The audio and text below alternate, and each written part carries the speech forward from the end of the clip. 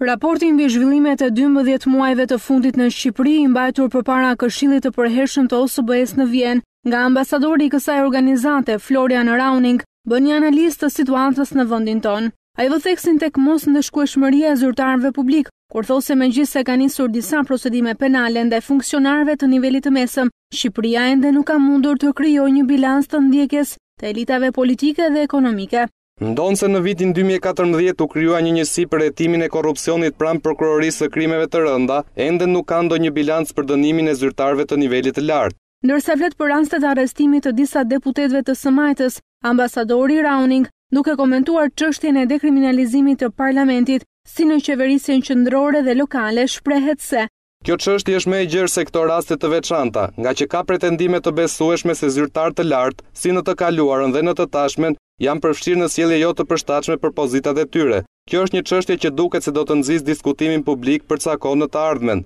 Sigurisht që do t'i shërbejë qeverisjes demokratike në Shqipëri, në rast se ky debat do të sjellë përpjekje konkrete për të paditur zyrtar të korruptuar, përfshirë antar të parlamentit. Lidhur me reformën në drejtësi, ambasadori Rauning vlerëson koalicioni në pushtet po dëshmon angazhim për reformën strategjike dhe aq të nevojshme në fushën e drejtësisë. Megjithatë, nënvizohet se nëse opozita nuk do të marrë pjesë plotësisht deri në fund, kjo mund të dëmtojë besueshmërinë dhe qëndrueshmërinë e reformës në drejtësi.